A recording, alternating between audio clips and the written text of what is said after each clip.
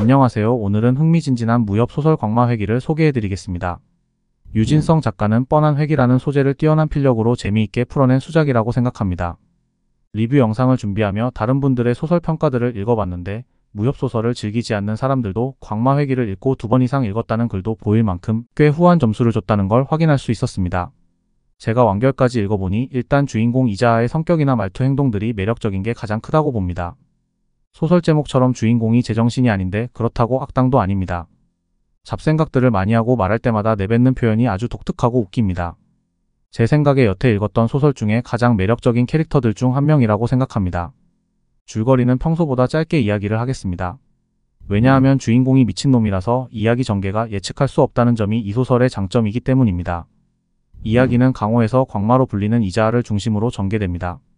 이자아는 평범하게 사는 양민들을 괴롭히는 무인들을 패고 죽여서 무림공적이 되었습니다. 그는 정파의 무림맹과 분쟁을 일으켰고 마교와 부딪히던 미친 사내로서 광마라 불리게 되었습니다. 그의 목표는 마교의 교주를 쓰러뜨리는 것이죠. 어느 날 그는 마교의 비밀 성물인 천옥을 훔치게 됩니다. 천옥은 수많은 고수들의 혼백이 담긴 영약으로 이를 삼키면 무공이 급격히 강해진다고 알려져 있습니다. 마교의 추격대에게 쫓겨 절벽 끝에서 천옥을 삼키고 뛰어내립니다. 단전이 음과 양으로 나뉘는 기이한 변화를 겪게 되면서 갑자기 웬 정체불명의 남자가 나타납니다. 정체불명의 인물에 의해 과거로 돌아가게 되며 자신이 20살 시절 점소이로 일하던 자아객잔으로 돌아오게 됩니다. 과거의 기억과 강력한 내공을 지닌 채로 말이죠. 내용은 무겁게 보이지만 마교의 추격대와 대화하는 내용이나 이자아의 대사들이 재치가 있고 웃음을 줄 때도 많아서 술술 읽히게 만듭니다. 조부에게 물려받은 자아객잔은 한적한 일량현에 위치한 낡은 객잔입니다. 자아객잔의 주인이자 점소이를 하는 이자아는 회귀하자마자 얼굴이 맞아서 멍든 자국을 보고 자신을 무시하고 괴롭히던 사람들에게 복수를 다짐합니다. 특히 매화루에서 자신을 무시하던 차성태와 그의 수하들을 상대하게 되죠. 자아는 매화루에서 산품도 안 되는 두광주를 마시며 복도에서 들리는 발걸음 소리에 집중합니다. 곧 동곽이라는 문지기일을 하는 사내가 들어와 자아에게 모욕을 퍼붓지만 자아는 차분히 대응합니다. 동곽이 자아를 공격하려 하자 젓가락으로 동곽의 손등을 찔러 제압합니다. 차성태는 기루에서 지배인을 하고 있는데 눈치와 판단이 빠른 인물입니다. 처음에는 이자아에게 의심을 품고 접근하지만 한 대 얻어맞자 이자아의 실력을 깨닫고 협력하게 됩니다. 자아는 일량현의 약자들을 보호하기 위해 흑묘방과 조씨 삼형제의 횡포에 맞서 싸울 준비를 합니다. 그날 저녁 매화루의 뒤를 봐주던 조씨 삼형제의 둘째 조이결과 대치합니다. 조이결은 자아에게 협박을 하지만 자아는 조이결을 제압하고 그를 죽입니다. 몰래 숨어서 지켜보던 차성태를 불러내어 술을 마시다 첫째인 조일섬을 죽이고 술이 식기 전에 온다고 말합니다. 그러자 차성태가 혹시 관훈장이세요? 라고 묻는 부분이 나오는데 좀 재밌는 내용이라고 생각합니다. 삼국지에서 조조가 관우에게 따뜻한 술을 권하는데 관우가 술을 따라두라며 말하고는 적의 맹장인 화웅의 목을 베고 와서 아직 식지 않은 술을 마신다는 유명한 내용입니다. 차성태가 자아에게 비꼬는 말인데 그래서인지 한 번씩 얻어터지기도 하지만 티키타카하는 모습이 가끔씩 나와서 재밌다고 생각합니다. 첫째인 조일섬을 찾아가 두들겨 패고 채찍을 날려서 끌어당긴 다음 죽입니다. 고작 동네에서 삼류무공 수준 인자들이라서 과거의 경험만으로도 쉽게 상대하는 모습입니다. 조일섬을 처단하고 돌아와서 차성태에게 기루의 정상화를 위해 모든 것을 맡깁니다. 그는 기루에서 일하는 사람들을 보호하고 정당한 대우를 받을 수 있도록 조치합니다. 차성태는 기루 3곳을 운영하며 자아의 뜻에 따라 인신매매를 척결하고 공정한 운영을 약속합니다. 인신매매를 하러 마을 밖에 나간 셋째인 조삼평을 기다리면서 무공을 다시 연마하며 지냅니다.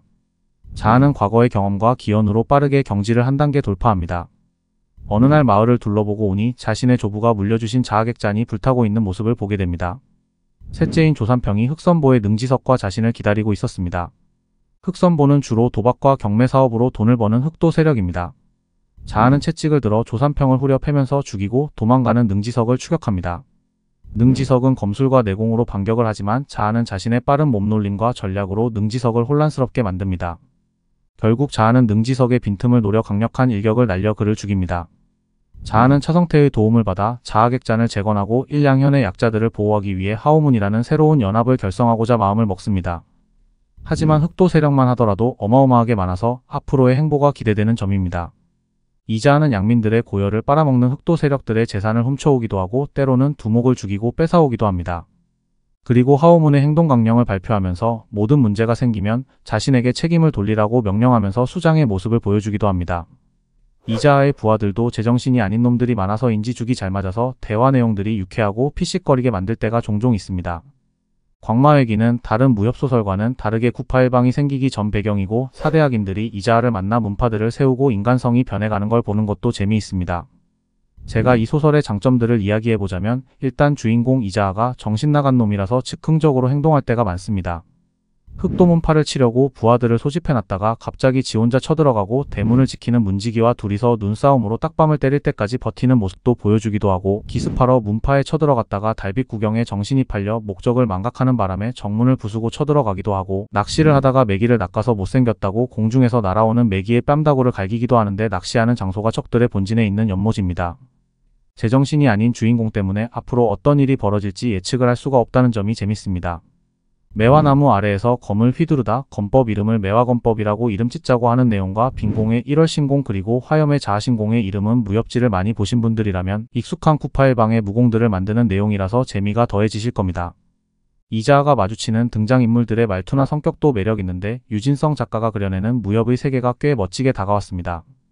보통 무협소설의 주인공이 정파면 마도 쪽이 나쁜 놈이고, 그런데 광마회기는 정파의 맹주도 멋있고 마교의 교주도 멋있고 다른 고수들도 각자 인생 철학이 있어서 무협의 진정한 고수 같은 느낌을 가지게 합니다.